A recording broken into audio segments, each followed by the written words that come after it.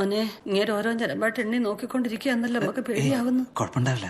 ಈಕೆ ಮೊಣಕಾಲಿನ ಕೆಳಗೆ ನೆರಗಳಿಗೆ ಪೆಟ್ಟು ಬಿದ್ದಿದೆ. 2 ವಾರ ರೆಸ್ಟ್ ಬೇಕಾಗುತ್ತೆ. ಪ್ಲಾಸ್ಟರ್ ಹಾಕ್ತೇವೆ. എന്തുവാ പറഞ്ഞേ? ഇല്ല, കുഴപ്പമൊന്നുമില്ല. ഒന്നുമില്ലെന്ന് വെച്ചാ കൊറേ നേരം ഏതാണ്ട് പറഞ്ഞല്ലോ. എല്ല് പൊട്ടിയിട്ടുണ്ടോ? അത് ഈ ഡോക്ടർമാരുടെ ഭാഷ പറഞ്ഞ മസിൽ ഫൈബർ ക്രാക്കിംഗ്. നമ്മുടെ ഭാഷ പറഞ്ഞല്ലോ.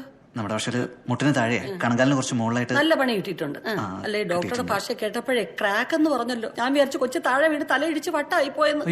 അല്ല മക്കൾക്ക് നേരത്തെ കുറച്ചുണ്ടല്ലോ ചുമ്മാ. അല്ല അമ്മ അങ്ങനെ വിചാരിച്ചു പോയത്. അങ്ങനെ വലിയ പ്രശ്നമൊന്നുമില്ല. കുറച്ച് റെസ്റ്റ് എടുക്കണം. പിന്നെ ഈ യാത്ര ചെയ്യാനും നടക്കാനൊന്നും പറ്റില്ല. ഓ അത്രേ ഉള്ളോ?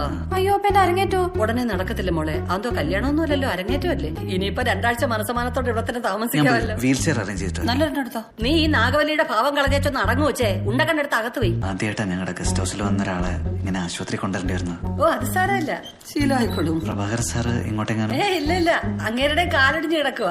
എന്തോട്ടി? ഓ അതോ അതിലേന്ന് വീണതാ. പട്ടി ഒടിച്ചു കയറ്റിയതാ. അയ്യോ എന്തോന്നയ്യോ, ചുമ്മാ കിടക്കുന്ന പട്ടി കല്ലെറിഞ്ഞത് വെറുതെ വിടുവോ? ഏതായാലും കഴിക്കാനുള്ള സന്മനസ് ആ പട്ടി കാണിച്ചില്ലെന്നുള്ള ആവശ്യം. ചേച്ചി എന്തോടാ അളിയെ ഇനി വിളിക്കാൻ ചീത്തയൊന്നുമില്ല. അത് നിനക്ക് ശീലമുള്ള കാര്യമല്ലേ, പുതിയതറിയൊന്നുമല്ലല്ലോ. ഇവിടെ വേണ്ട മാഡം. പിന്നെ പടി കയറാനല്ലേ വരതയ്ക്ക് ബുദ്ധിമുട്ടുള്ളൂ. മാധവേട്ടന് ഞാൻ താമസിക്കുന്ന താഴത്തെ മുറിയില്ല. അത് ഒഴിച്ചു തരാം. അയ്യോ അത് നിങ്ങൾക്ക് ബുദ്ധിമുട്ടാവത്തില്ലേ മോനെ? വരതയ്ക്ക് ഞങ്ങൾ ഉണ്ടാക്കിയ ബുദ്ധിമുട്ടിലും വരില്ലല്ലോ. റഷീദ്, നീ സുമേഷിനെ വിളിച്ചിട്ട് ഞങ്ങളുടെ മുറി ഇവർക്ക് വേണ്ടി ഒന്ന് സെറ്റ് ചെയ്യാൻ പറ. മാധവേട്ടനോട് ഞാൻ സംസാരിച്ചോളാം. പിന്നെ ഈ പ്രിസ്ക്രിപ്ഷൻ ഫാർമസി കൊടുത്തിട്ട് മരുന്നും കൂടെ മേടിച്ചു. ഇങ്ങോട്ട് മാറി വണ്ടി തിരിക്കട്ടെ. പതുക്കെ മോളെ പിടിക്കേ. നോക്കി സ്റ്റെപ്പ് ഉണ്ടോ അവിടെ? ആഹാ ഇത് നല്ല മുറിയാണല്ലോ. കൊള്ളാല്ലേ? കൊള്ളാം.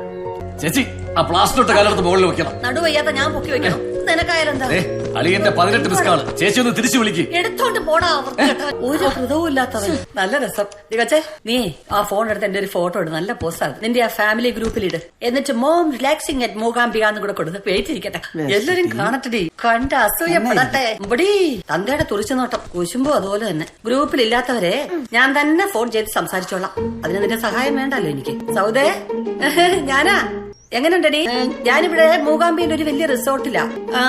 ഒരു പേരെന്തുവാടി? ഹെറിറ്റേജ്. ഹെറിറ്റേജ് ലക്ഷറി റിസോർട്ടാ കേട്ടോ.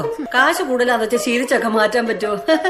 അരങ്ങേറ്റമൊന്നും നടന്നില്ല. പടിക്കട്ടിന്ന് വീണ് പെണ്ണ് കാലടിച്ചു വെച്ചിരിക്കുക. അതങ്ങനെ മാനത്തോട്ട് നോക്കിയില്ലയോ നടപ്പ്. കലാകാരി. പിന്നെ റിസോർട്ടിന്റെ MD വന്നിരിക്കുന്നു കേട്ടോ. ഞാൻ ഭയങ്കര ബിസി പേഴ്സണാ. ഞാൻ അങ്ങോട്ട് വിളിക്കാവേ. വേണേ പറഞ്ഞാൽ മതി ചേട്ടാ. ഓ അല്ല പോരെ. ഇവിടെ നമ്മുടെ മലയാള മാസികളൊക്കെ കിട്ടുമോ? കിട്ടും. ഓന്നോ? എന്നാലേ ഏതെങ്കിലും ഒരെണ്ണം. അല്ല ഈ മാസത്തെ എല്ലാം ഒരെണ്ണം വാങ്ങിച്ചോ.